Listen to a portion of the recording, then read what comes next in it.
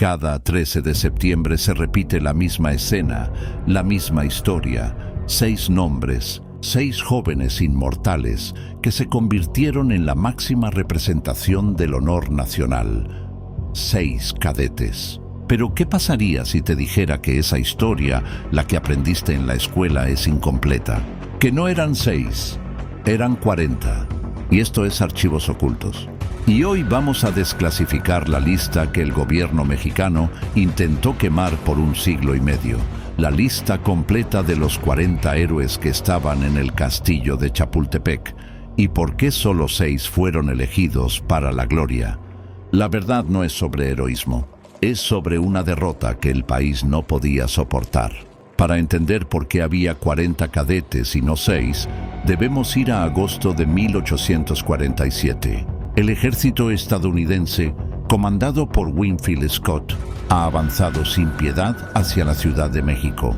El último bastión que queda es el Colegio Militar, en la cima del cerro de Chapultepec. Un punto estratégico pero imposible de defender con éxito. El general Nicolás Bravo, a cargo de la defensa, dio la orden de evacuar a los cadetes más jóvenes. Pero la situación era un caos. Más de 200 hombres del batallón de San Blas desertaron o huyeron.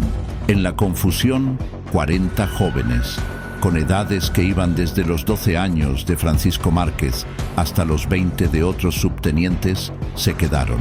Algunos por orden, la mayoría por no poder huir. La realidad es que no fue una decisión heroica concertada de «vamos a morir aquí».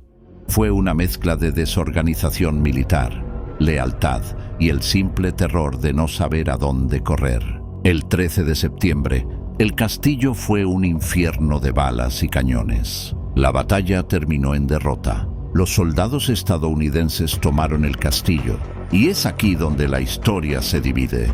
La verdad es que las bajas mexicanas fueron terribles, y entre los caídos o capturados estaban los 40 cadetes que el gobierno decidió ocultar.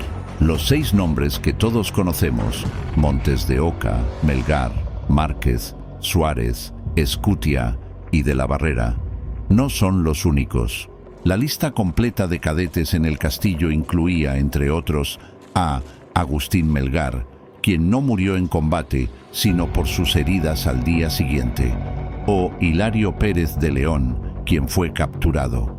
Y la lista sigue con cadetes como Ignacio de la Fuente, Miguel Salinas y Mariano de la Barrera, cuyas historias individuales fueron borradas. El gobierno mexicano, humillado por la pérdida de más de la mitad de su territorio, no podía permitirse que la historia fuera sobre el caos y la derrota.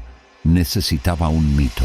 Y así fue como los 6 nombres, los que mejor encajaban en la narrativa del sacrificio total, fueron elevados a la categoría de héroes, enterrando la lista de los 34 que murieron o fueron hechos prisioneros. Hoy, esos 34 nombres olvidados son la prueba de que la historia siempre tiene un lado oculto.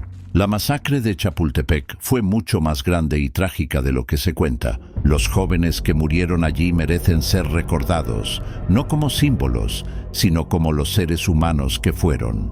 Pero la historia de un solo cadete, el destino de un prisionero de 15 años que terminó su vida en el exilio, no cabe en 10 minutos. Si te interesa la biografía individual de cada uno de los 40 cadetes olvidados, incluyendo los que fueron prisioneros y fusilados después, deja tu comentario con el nombre que más te intrigue y suscríbete a Archivos Ocultos, porque la próxima semana comenzamos con la primera historia de la lista.